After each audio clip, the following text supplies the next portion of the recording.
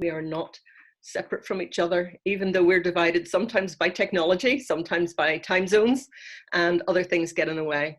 And I think today I'm so grateful for the opportunity of affirming with you this unity and this good news that we're together, even though the world is so fragmented. I'm a chaplain in Ulster University, which is a university which is struggling, as all universities are, to function at the moment, looking after students. And in particular, I have a number of Pakistani students that I'm very fond of and appreciative for, of various religious backgrounds, and from whom I am learning a lot. And so the fact that you've come back into contact with me at this time of my life is a great privilege. Some of those students are stranded here. Some of them are here and content to be here. Some of them, their families are in great difficulty at home. And so we're carrying them in our prayers and trying to make sure that they're well supported and well looked after by communities of faith that we have here in Belfast, even though the chaplaincy as such isn't really functioning either at the moment, because we're all forced to keep separate and to try and minimize the transmission of this virus as far as possible. So yes, it's a strange time. It's a sad time here where people are dying, isolated from their families, and families, even elderly folk who are being well cared for in nursing homes. The families can't go and visit them because that would increase the risk of infection, not just to their relative, but to all the other residents and the staff in those places. So there are lots of people who are feeling very cut off from their elderly or from people who are sick. And it's a time of vulnerability and loss, and there's a lot of grieving going on. There's a lot of very good humor and a lot of creativity as well. But as you said, that pressure to just keep positive and pretend that we're all strong and that everything's fine isn't the whole story. And it's, I think, unwise to pretend that we're not suffering when we are suffering. And I mean, in Ireland, we're not suffering in the ways that parts of the world are and will be suffering, where the poverty is greatest and where people are unable to socially distance from each other, to minimize distance and keep each other safe from transmission of this virus. So we in Ireland have always been very conscious of a wider world, because Ireland has traditionally been a place that has sent our young people off around the world. It has made us a place that realizes there's more than just us, and we know the vulnerability of being strangers in a strange land, because we or our family and friends and distant relatives have been those people who have gone off to new parts of the world and been the outsider and been alone and been vulnerable.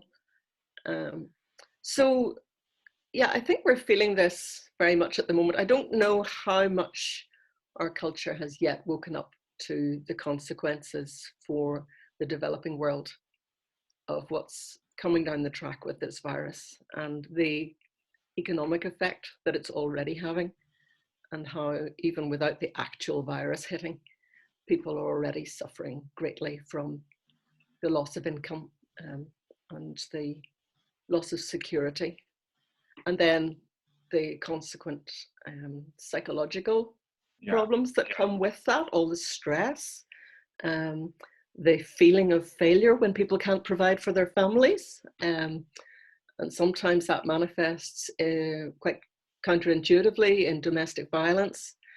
And even here we have an increase in the levels of domestic violence and people needing to call for help because the strain in the home is pushing things to unsafe levels.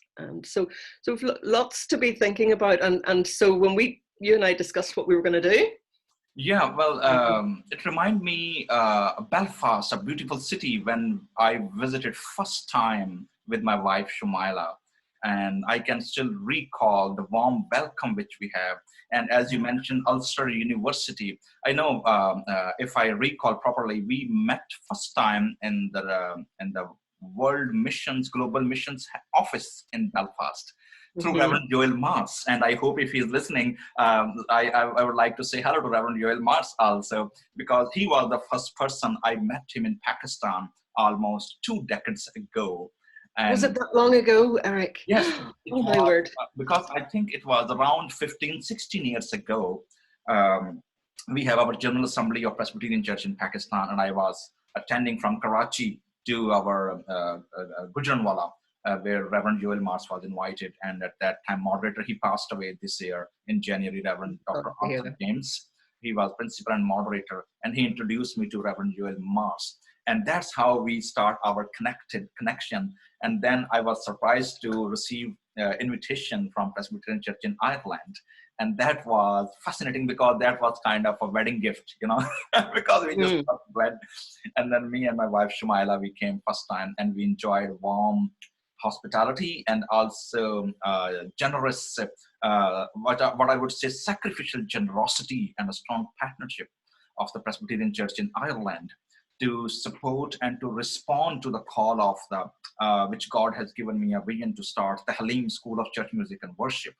And by God's grace, that school is functioning very well. And even among this COVID-19, with the partnership of the Presbyterian Church, First Presbyterian Church in Karachi.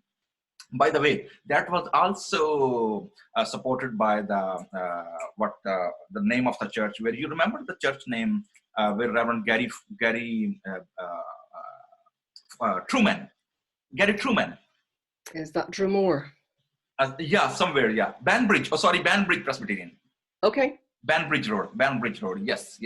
So that church also, and that church is now such a powerful witness around this area, and through this school and that church, actually, we are witnessing to our Muslim and brother and sister. And even during amid this Ramadan, I'm Mm-hmm. also connected with our neighboring Muslim poor families, daily wages, and those who are not able to have them food at their homes. And we are showing Christ's compassion and love with those families Yeah. also in Pakistan right away. So I have a fond and a kind of a powerful memories with Ireland and the Belfast, and especially you. And I think we met again. Do you know where we met again?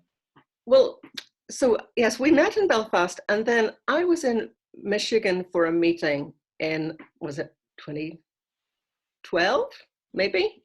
And nothing particularly to do with our Board of Mission Overseas, but to do with the World Communion of Reformed Churches.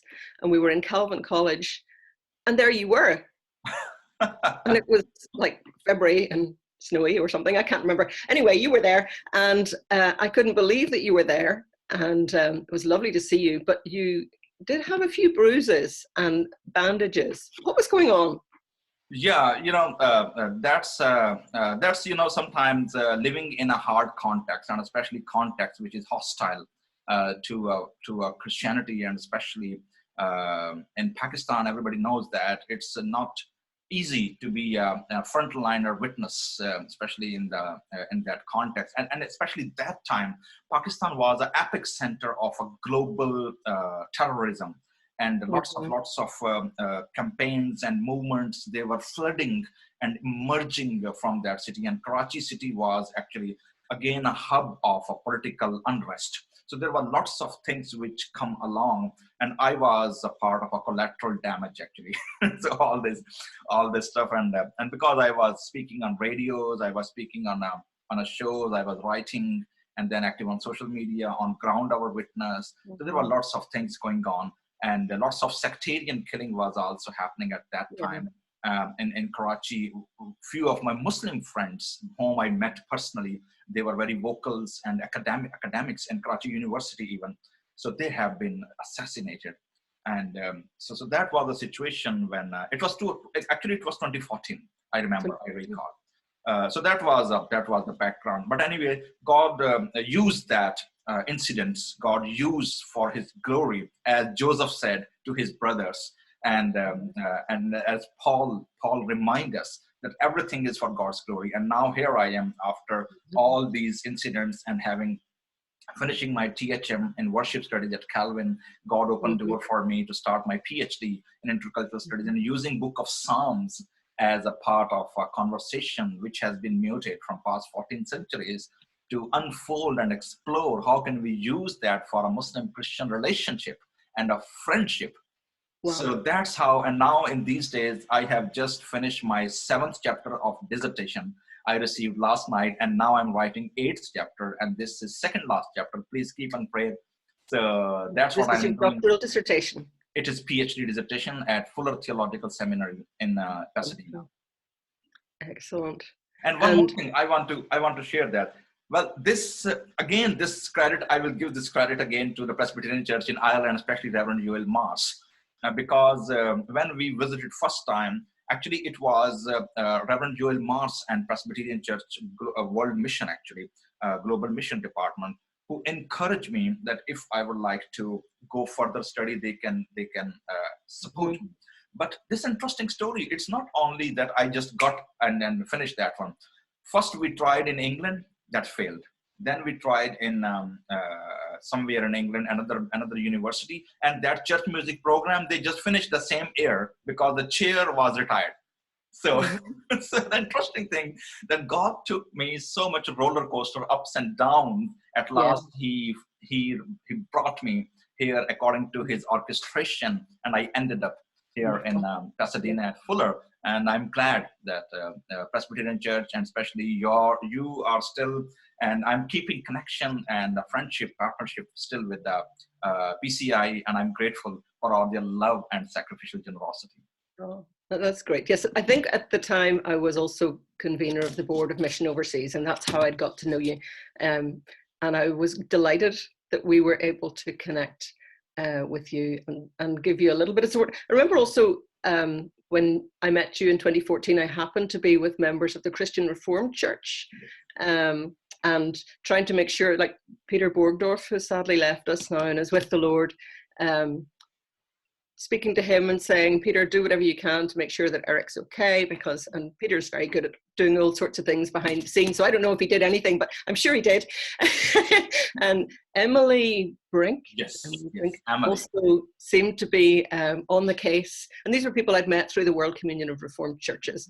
It was an organization which I delighted in because it was a much bigger picture of Reformed Christianity as not something that's closed down and we're the only right people, which is sometimes how it's expressed here in Ireland. But it was very much open to the Spirit of God to continue to reform us, to continue to teach us, to bring us into deeper relationships with other people. And I saw that working very practically in the way that you were being looked after. And it's so good to continue to relate with yourself and to see you and you representing two different continents here and me representing another one, bringing the world together as best we can in the grace of Christ. Have you got a favorite psalm that helped you through those times when things were really difficult, when you were the focus of hostility and danger? Well, primarily our generation as Presbyterians in Pakistan, we have a heritage of a Punjabi Psalter, and a Punjabi Psalter have because as you know that the 70 to 80% Christian, even the whole country, 65-70% are illiterate. So that's more primarily oral context. Yeah. So that's how I develop my orality and keeping all psalms into my head. So not all of them, but anyway, my hard drive is most of them, their melodies, and as a musician and a music student, then as a theological student. So psalms is my identity in that context. And being a Punjabi ethnically, so basically I'm a Punjabi ethnically, but raised in Karachi, so I speak Urdu, and now from past 6 years in the Western academia. So I'm developing my English, and you're doing very well. So thank you.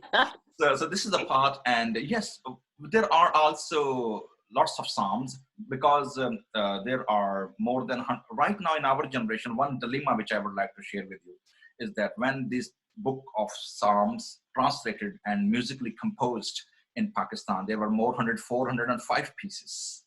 But until my generation, we are only singing, well, in the book, which I called Sialkot Convention, which is a reminder of our annual convention in Pakistan. They publish a book, and that has only 114 songs.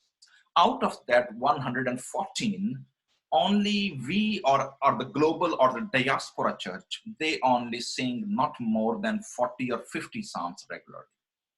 Right. So that is one of my burden also through this school and through our Can you psalm. tell me why you think that is, that only certain of these songs are being sung? Well, first of all, because the generation who knows these psalms, they passed away, number one.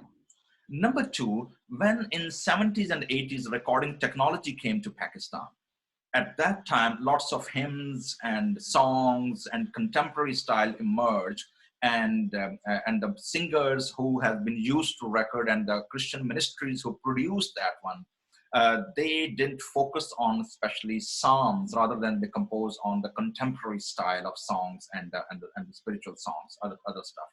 And the third thing was actually church was not entrusted. Actually, even our Presbyterian church was not entrusted to promoting, rather just publishing a book annually or after a 5 or 6 year. That was not enough to reach out and to keep them.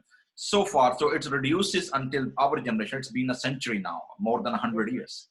That book has been, and still, but but the hope is that we still have those compositions. We still have that book with the Western notation, all 405 pieces. Only what we need a collective and a planned effort to record and bring out those psalms for our future generations, using contemporary style or technology or all this. And that's one of our purpose through the school.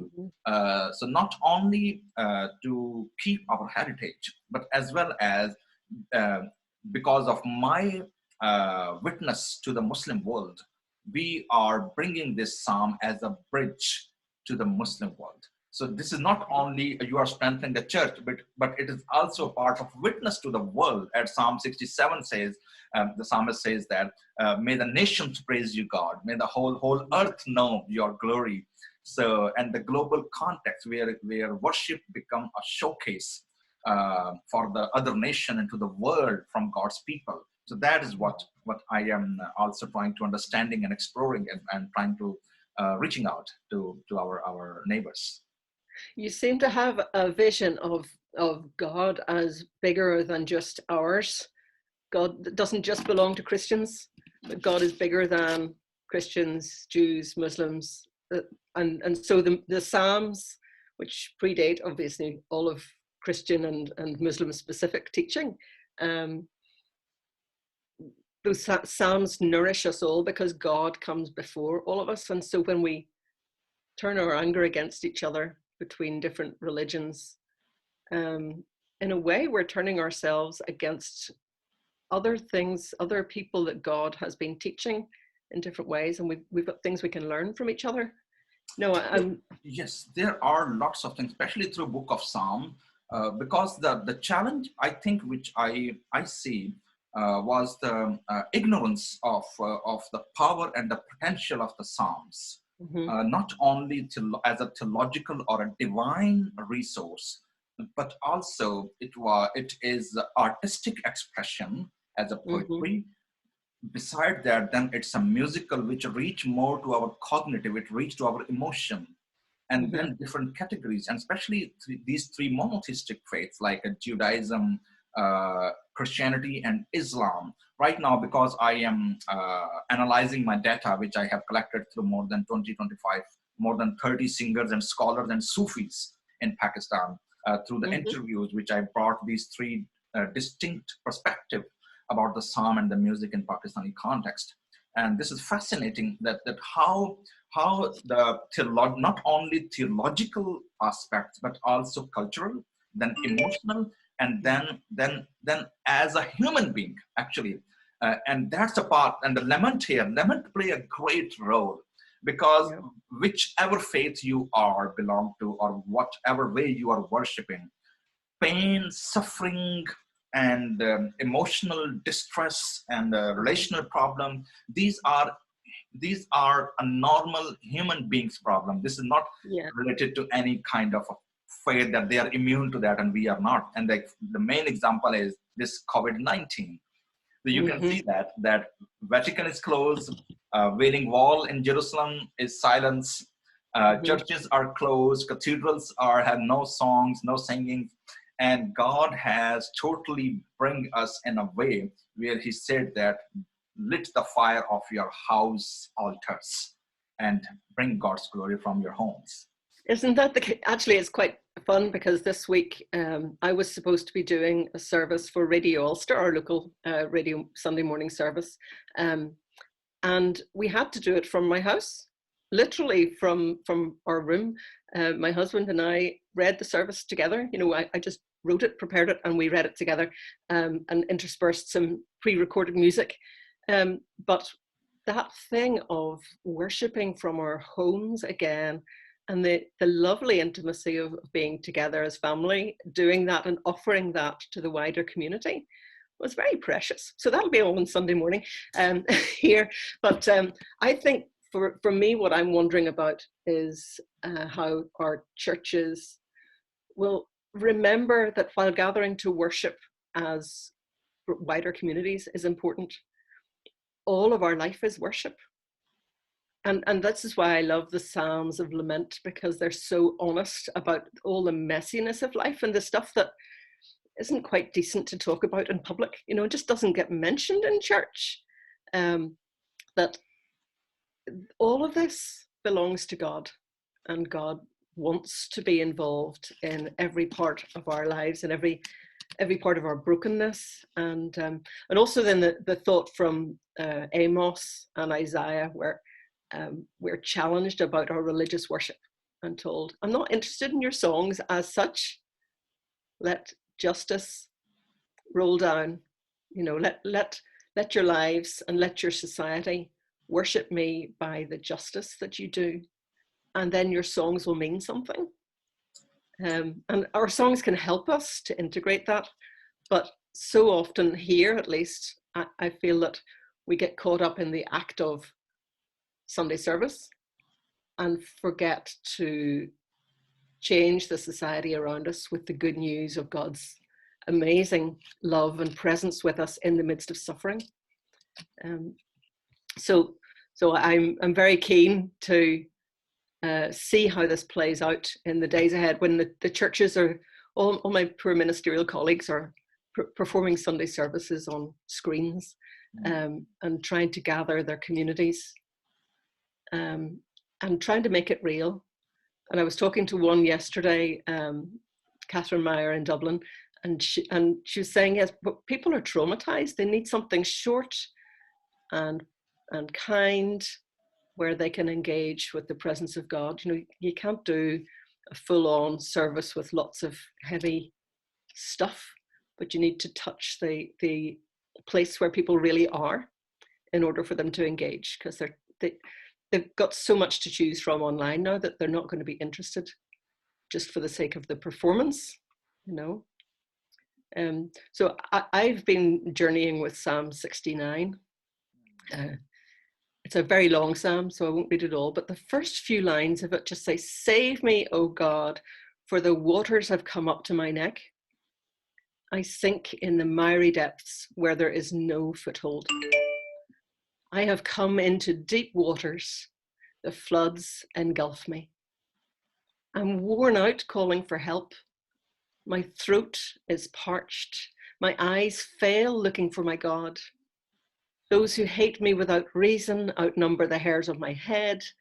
Many are my enemies without cause, those who seek to destroy me. I'm forced to restore what I didn't steal." And then he names God. "You, O God, know my folly. My guilt is not hidden from you." And he begins then to turn all of his lostness, or her, but the psalmist turns all of this lostness, but not afraid to articulate it and to say how miserable He really is, and to spend time there. And I think that's a real call for us as the church. The church in Ireland can be sometimes influenced by the North American church because of the ease of language. And there's a temptation to follow the North American ultra positive, be confident, don't complain, focus on your successes, don't tell people about your struggles. Yeah. And I think that's really unhealthy for us, because we're missing out on the opportunity for God to be with us in the present, whatever the present moment holds, no matter how bad it is. And for Christians, God with us is Emmanuel, which is the name that was given to Jesus, and which we think about a lot at Christmas time, but we forget that Emmanuel is also Jesus who dies, who we think about again at Easter as one who suffers all of human suffering with us. So why are we afraid to lament? Well, I will share with you one of my favorite psalm, and it's already translated, and it's global now because wherever I go, I share this one. And this is Psalm 18, actually, which is part 2, which says that, "Oh Lord, you are my strength," actually. And then I will come to the perspective of how we in a Pakistani context see lament and how they resonate with us. So this song is like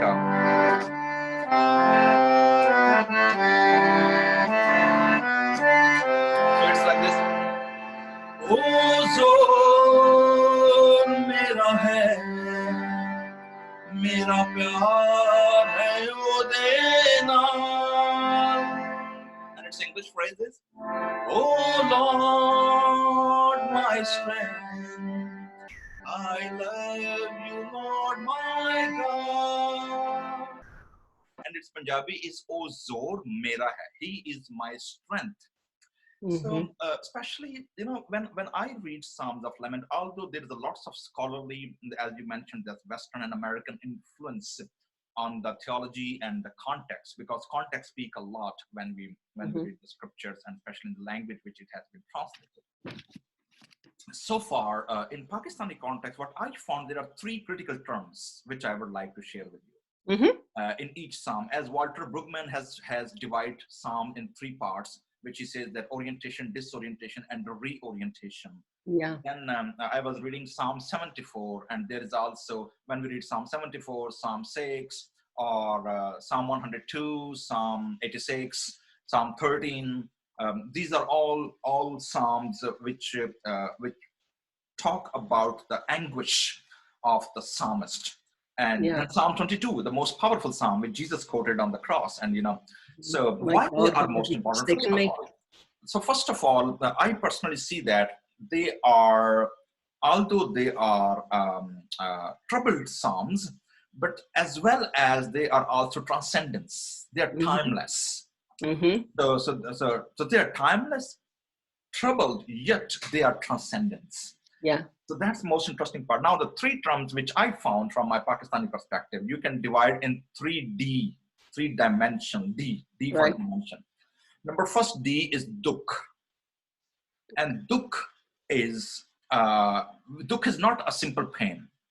It is not just like you are just feeling something normal, or you are just on a surface level. It is more deep. Dukh is more anguish. Which is more grief, actually grievances, which pierce your actually heart, which go down to your emotion and cognitive level. That is which they call dukh.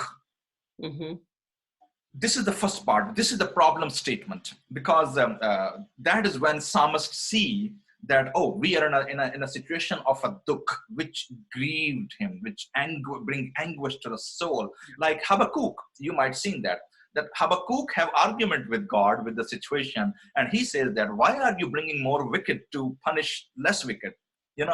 And then the pestilence and the pandemics and all these, he quoted all these terms, and we see the same pattern in each psalm. So first one is dukh. That's the problem. And this circumstances surround, whether it's a spiritual, whether it's a political, whether it's a social, whatever kind of problem, this psalmist see and feel dukh of and the pain and anguish. Now, this anguish and dukh lead him to dawa. Dawa is in it's I would say in a common English, the proper translation is antidote. You know, Mm-hmm. so first is compared to first D equal to A is anguish, dukh, anguish. Mm-hmm. And second D, dawa with antidote. Mm-hmm. Second A, or which I say that comfort, or if I use another synonym word and rhyming word, which is sukh, because dawa means medicine, antidote, Mm-hmm. and it's bring comfort actually. Mm-hmm. So this dawa or medicine or antidote, it is God's promises and God's control Mm-hmm. over everything.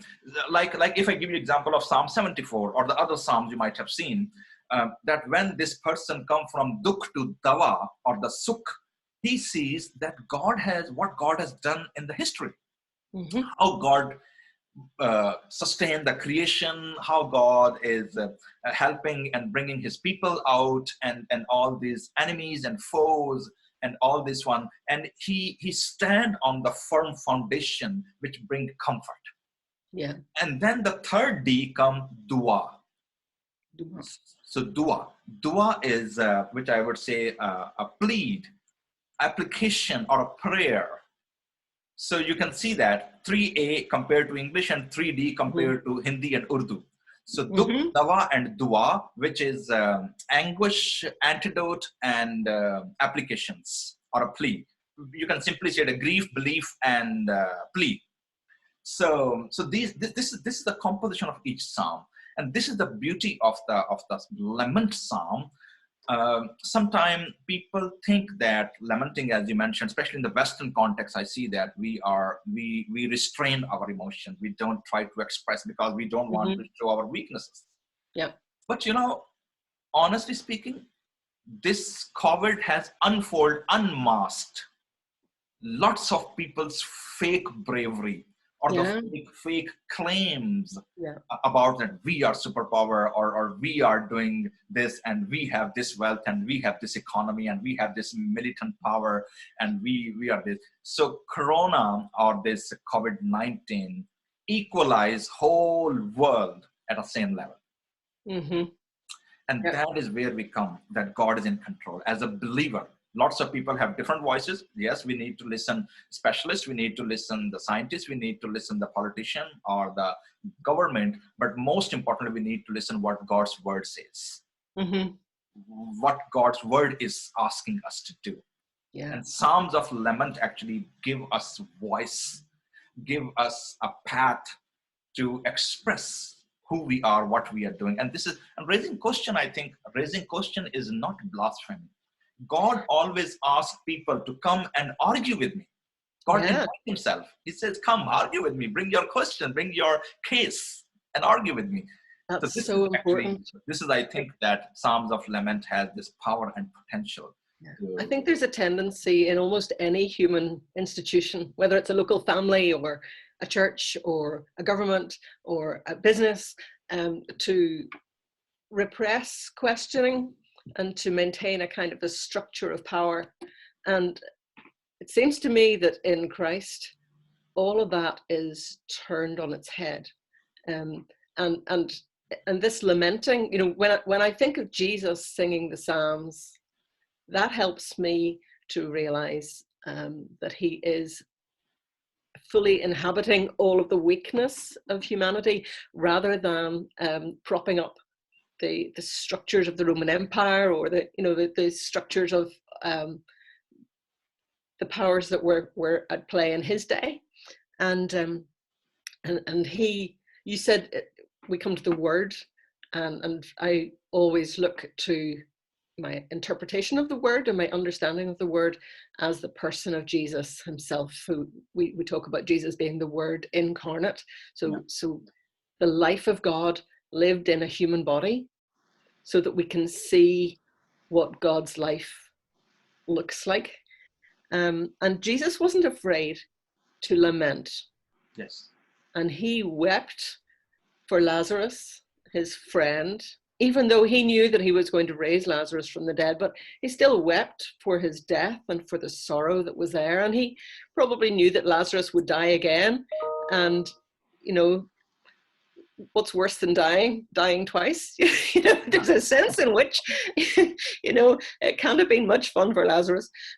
So Jesus is fully present in the sorrow of his community and of his body and of his relationships.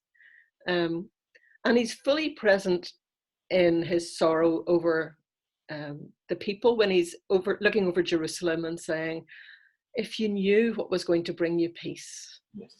but you don't want it. And that's so true, that the grief that Jesus had then is still the grief that's in God's heart when he wants us to come and engage and fight with him, argue with him, be honest and be real. But we would rather put God on a pedestal and keep him safe out there and keep him in a box, and paint him in nice words, but not really engage and not really allow God to inhabit our painful moments and inhabit the fullness of our life. And so Jesus weeps over Jerusalem when he says, how I longed to gather you as a mother hen gathers her chicks, but you wouldn't. So he cares for the brokenness, not just of the one man, his friend, and for that social community, but for the whole of society. People tell us as Christians sometimes, oh, you shouldn't be involved in politics. You shouldn't be preaching anything that has any political ramifications. Anytime Christians are trying to encourage a greater social responsibility, I find it fascinating how we're told that we're being too socialist and, too political. But it's not political to decide to support the free market economy and, and to make other political and economic decisions. And yet Jesus did weep over the whole structure of the world as he knew it, in the places of power as he knew it. So turning to the word and interpreting scripture doesn't give us the freedom to just pick out the verses that say, the poor people should be left to get on with it because it's their own fault and because they're lazy. Because you can find the verses in the Bible that will say that if you look for them. Yes, actually, it depends on the context. Because yesterday I have a conversation with an Indian scholar and a Pakistani. Yes, tell me more about this conversation. Apologist, and our topic was reading the Bible in Muslim and Hindu contexts. Mm-hmm. And we came to this conclusion that we need to bring Christ, whether it's an Indian road or whether it's a Pakistani road. We need our contextualized Christ, not a foreign branded or exported Christ from dominant culture, which is predominantly Western right now, because our theology, our structure, our mission enterprises, and everything comes from the Western perspective. Since the fact that we're having this conversation, Eric, is a legacy of empire. And I'm sorry, but I'm glad that it happened, but not because of the evil that was done. So, and because I taught myself, and also in Indian context also, although India is a large and a deep history, but anyway, we are product of a post-Reformation mission field. Mm-hmm. So I see it as a distorted picture of the Christianity. The reason is this, because we only see ourselves 500 until the Reformation, and that's Western Reformation.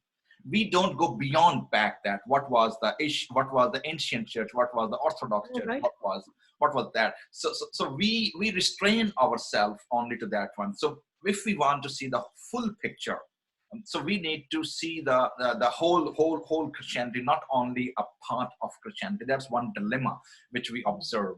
And number two is how to interpret, as you were talking about. And this also read, because in the Western context, we have set hermeneutical rules. And we say that, you need to go like our Presbyterians 3-point sermons or the 4-page sermons. This is, again, I always feel challenged, and I have been challenged by my by my professors and by my ministry partners here, those who are more Americans. And because I come cyclical point of view. I come everything, I talk, and then I come it back. I bring everything in a cyclical way. And they say, no, you need to go from 1A, point B, and point C, and finish. And I said, oh, how can you do that? Because I have to come back again and again. So that's cross-cultural understanding of the scripture. But we understood that, as you just mentioned, the suffering of the humanity. And Christ was Christ was such an emotional person, actually, and full of emotion and compassion. And you know that he has been known in Isaiah. He was man of sorrows. Yes. And as a man of sorrows, gospel writers, what I observed from this Easter season, and especially from the last Passion Week, 60 out of 66 book, and if I come to the New Testament, not go to the Old Testament, if I come to the New Testament, all these four gospels, almost 65 to 70% gospels have narrated or reported Christ's final week on the earth, which was predominantly more tense, more passionate, and more emotional. Since starting from the Lazarus, and then he went to the Jerusalem, and that's the whole drama started. Actually. So I personally believe, and which we came to know, that if we need to bring Christ in our culture, we need to bring the Christ who resonate, who identify with the suffering of the people, not with the victorious understanding, the power, the enterprises, and from a victorious perspective, but from the vulnerable perspective.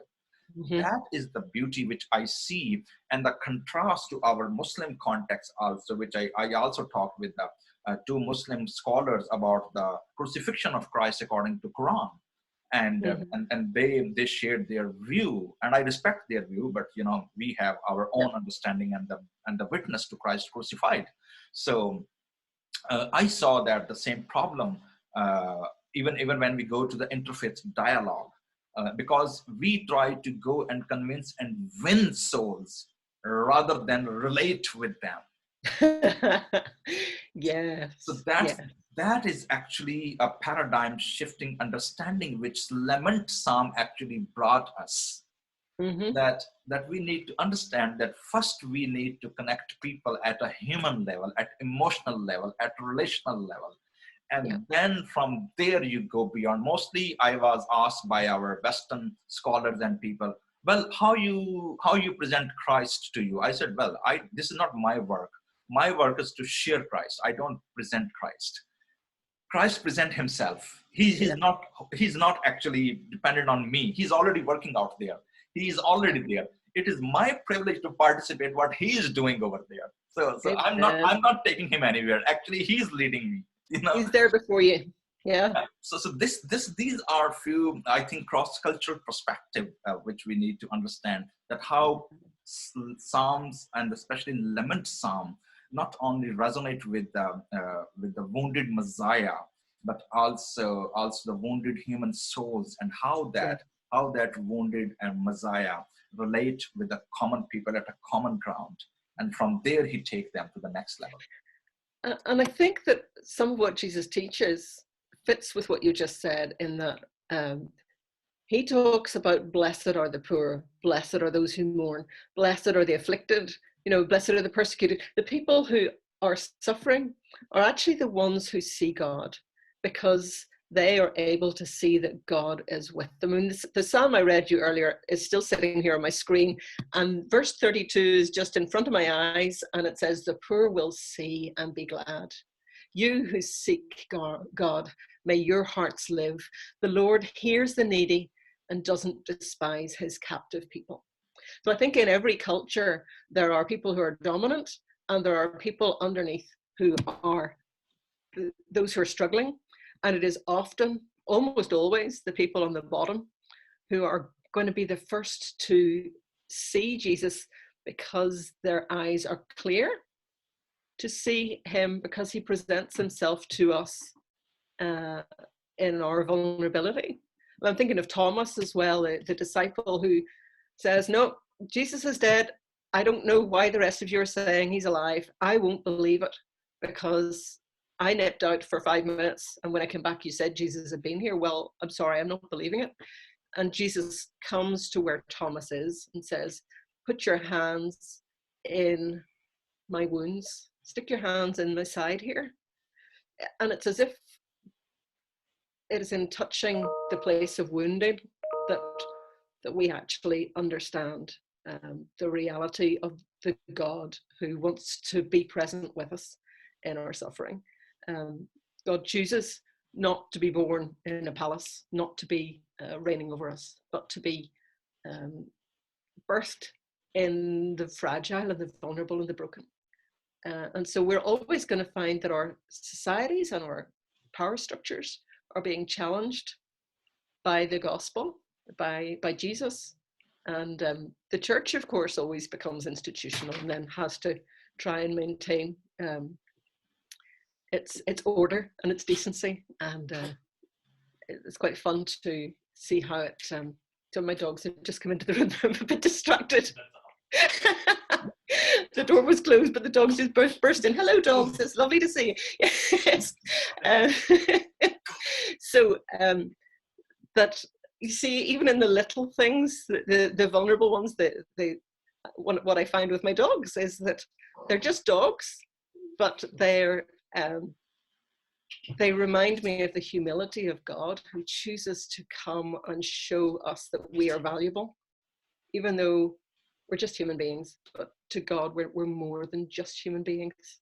And if you see a dog on the street with a homeless person, I don't know what it's like in Asia, but here, quite often, a homeless person who has nothing will befriend a dog, and that dog will be devoted to that person.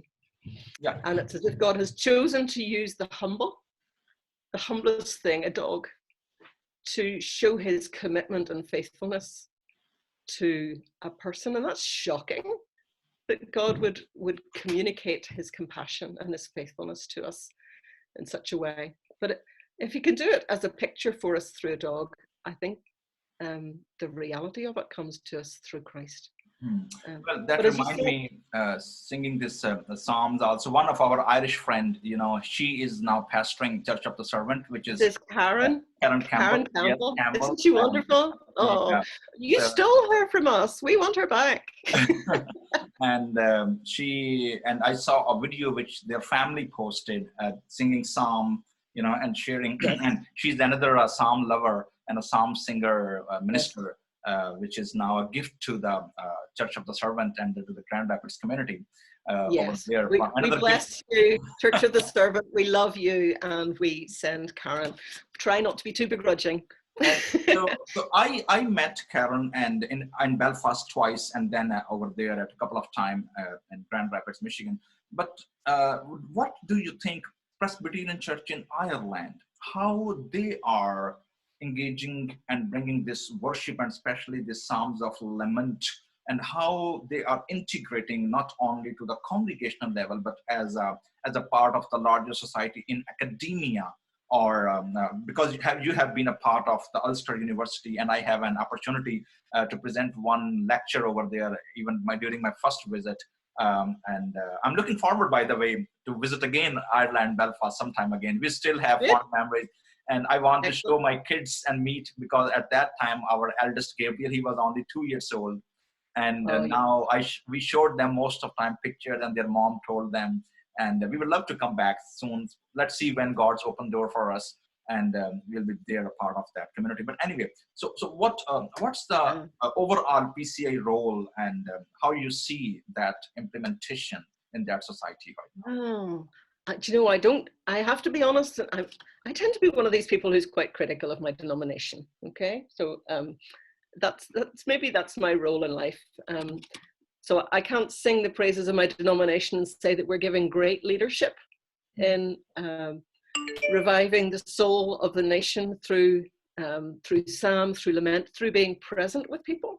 I do think that this time of lockdown is giving churches a chance to engage in much more earthed ways with all sorts of difficulties. And I'm hoping that will break us out of some of the middle class constraints and the empire constraints that have got stuck in our DNA as a denomination. There are people around the edges of the Presbyterian Church. So there's the Reverend Kieran Young Wimberley. Do you know Kieran?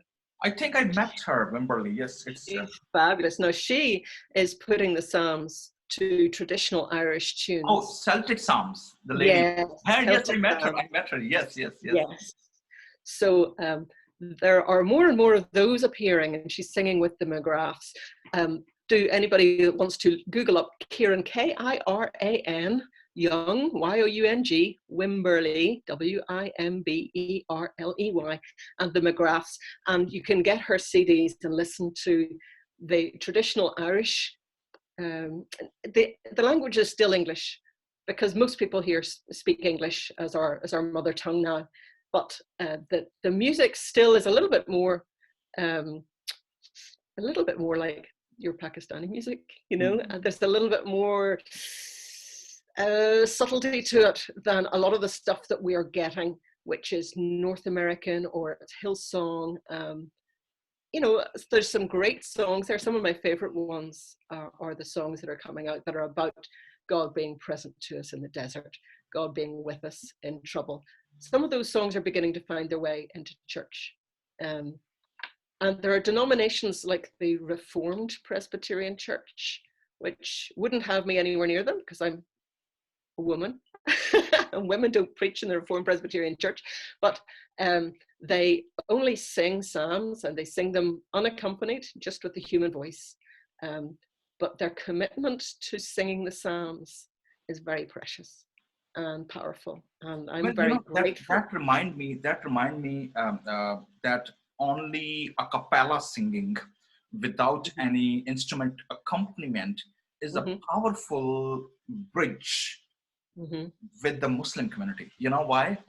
Because in a Muslim understanding, whether it's azan, call of prayer, or Quranic recitation, tilawat, they are basically rooted in a male or female human voice, not without any accompaniment. Then the non-canonical also, these categories are coming, by the way, in my dissertation. And so I look forward to reading it. Me too. And the other non-canonicals are also, although few contemporary singers, religious singers in a Muslim context, they are bringing some accompaniment, but predominantly that is more a cappella style. So this tradition of singing antiphonal and also a cappella, this would be a wonderful bridge, which I'm recommending this style of singing psalmody with the bridge to the Muslim And I think there's a deep theological importance to the discipline of singing without other instruments, because we have to listen to each other. Yeah. And listening to each other, if God has made human beings in God's image, then listening to the other is how we listen to God. We may get some glimpse of what God is or is revealing of himself to us through the people that he puts around us. And so listening to each other and singing, sometimes in unison, sometimes in accord, but not necessarily on the same note, but to complement and to give a balance to each other's music. And sometimes to sing in discord, I think, is also really important. And there's a great gift in singing, just listening to each other. And my husband's hilarious, because when we sing along quite often, he will just throw in something from a different chord that I wasn't expecting at all. He'll throw in a discord, and it keeps me on my toes, but it shows that he's listening to me, and it makes me listen to him.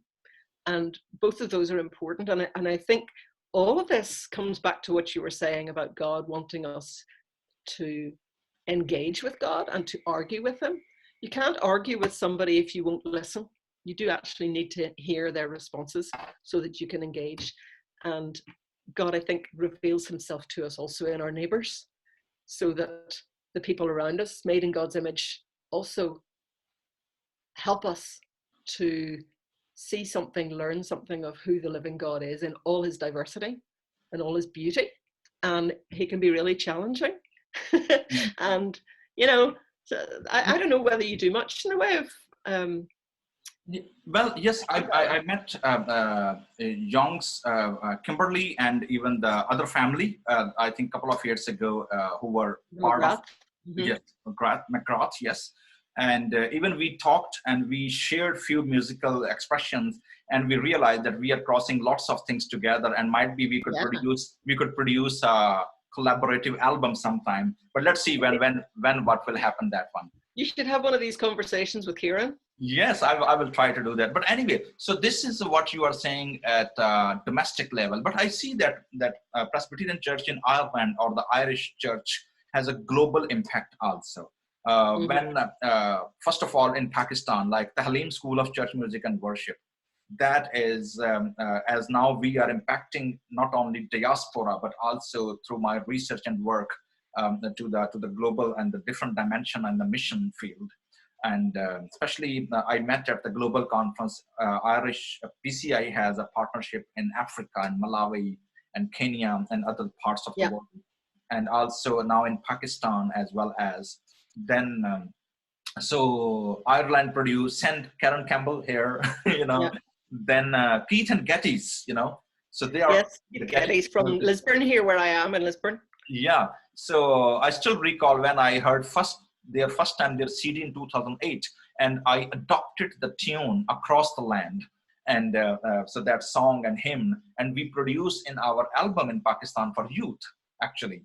So I adopt that tune. It is already translated in Urdu language, although I changed the lyrics to fit in my context, but still we adopted that tune. So how do you see this the global impact through the partnership in the different context? I hope, I'm not sure whether Reverend Joel Marsh is still serving as overseas secretary or not. He is indeed, he's still there. Okay. And if we had been able to have this conversation last week when we would planned to, I know he was intending to be on the call. So hopefully he'll get to listen in afterwards. Hi, Joel. Yes, Joel is still Secretary of Global Mission. So really you should have the conversation with him about how we are impacting strategically. I think we're at a strange time as a denomination of becoming a little bit self-absorbed. And, you know, I was talking to Joel about how can we keep, in the time of lockdown, how can we keep the global mission aspect a real priority? And he said it's going to be a real job because everybody is just thinking about their own corner. And so, you know, for a time at least, we're selfish, but we haven't stopped, and we haven't brought all our missionaries home. There are some have come, some tried to and got stuck in God's providence, and they've been sending beautiful photographs. So I'm delighted that God has his, you know, each one is in the right place at the right time. I don't know how strategically our influence plays out, but I know that God has a plan. And as you say, Keith Getty grew up in this town, went to school with my husband, and is off writing music and, you know, influencing globally, and he's from a Presbyterian background, and his sister goes to a church up the road. You know, those are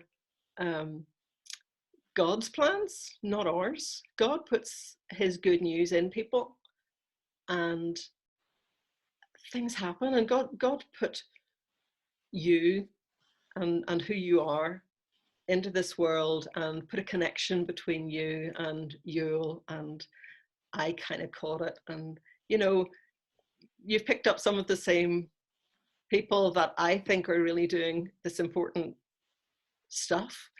It's something that's coming from God rather than something that's coming from church structures or design.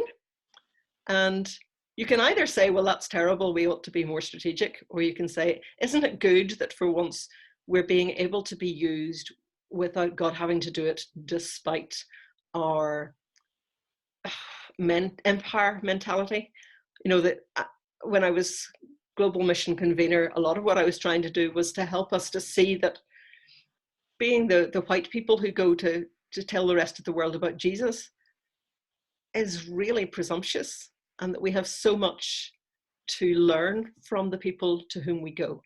And that God is, as you said, God is already there doing things, and that we can learn more about the grace of God and have the privilege of being a part of what God's doing in the world if we're willing to be like Jonah and go to Nineveh. And if we can do that instead of going to Tarshish on a boat. But a lot of the time I feel that our church would rather be going to Tarshish. You know, we would rather go to North America and get our learnings from North America than go to places of poverty where we can't really control what's happening, and where the culture is too inaccessible for us. Yes, you know, I So still, there's a lot for us to learn.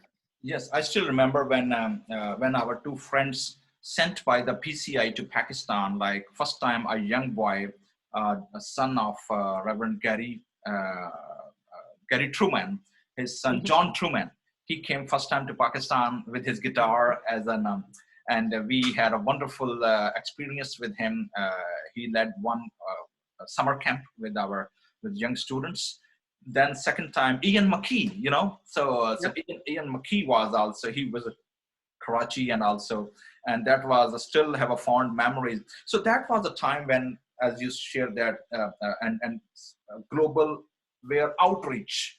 But we are now in a time where God is bringing these mission field to our backyards, into our shores. Yeah. As you have shared about these Pakistani and other students at university, and actually why I am asking this, because then we will actually go to the concluding remarks.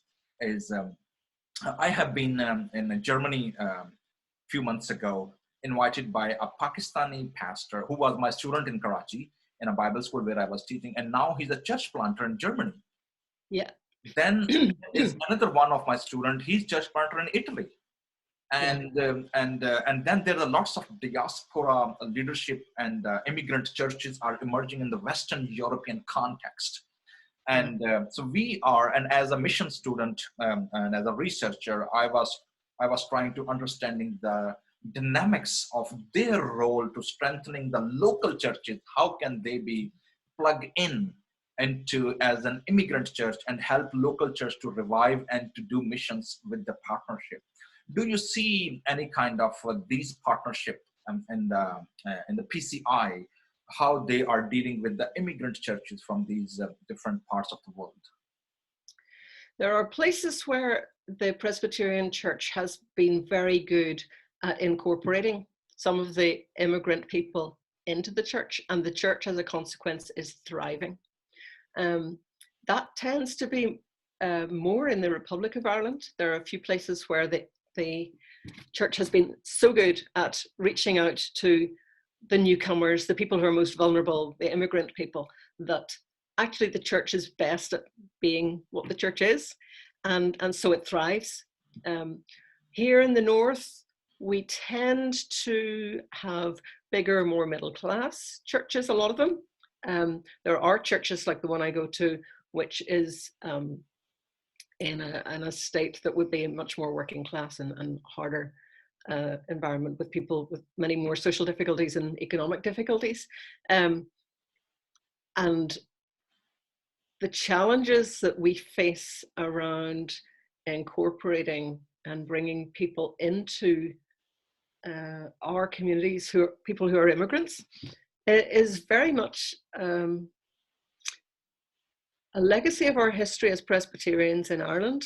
That Presbyterians actually arrived in Ireland from Scotland with armies planted by the British 400 years ago, 1642. And we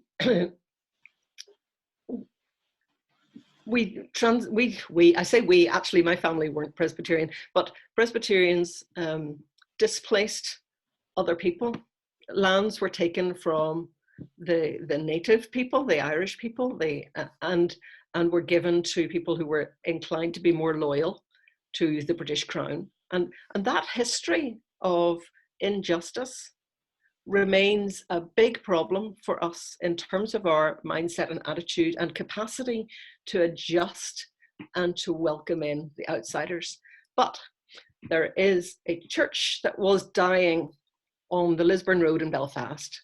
It's called Ulsterville, and Windsor is another Presbyterian church that's nearby.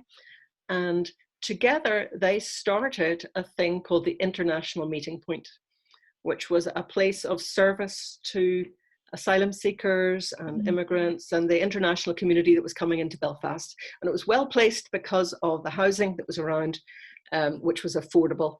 And Ulsterville has since been closed and amalgamated into Windsor Church. And Windsor Church, if you go into it, is a majority of non-local Irish people. And it's wonderful to go there. I just love it because it's full of international people from Iran and Korea and everywhere. And some of them came as Christians, and some of them have become Christians through the love that they have received, because the people in that dying church recognized their powerlessness, recognized that they had nothing left to lose. And so they used the resources that they had to serve the people that were there instead of trying to serve the white middle class people somewhere else. And as a consequence, God has blessed them, and that church is thriving. And Reverend Ivan Steen is another interesting person you might want to chat to about the work that's going on in Windsor Presbyterian Church in Belfast. So we get these little pockets of places where internationals come in and are properly integrated and involved. But then, of course, it's easier for them to go there than to go to any of the other churches that are around where they would be very much a minority and very much culturally not understood. And we have a lot of work to do to try and help our churches as a whole to become more open to the outsider and to reaching out. But what I have seen through this coronavirus is White Abbey Presbyterian Church, which traditionally was very good at welcoming newcomers, and because it's beside the campus of Ulster University at Jordanstown, it has been quite good at welcoming in and caring for students and staff who come from other places, and trying to look after them in very practical ways and some very generous ways to ensure that students who have got trapped here, who can't fly home, have a place to stay and, you know, are safe and looked after and have a supply of food.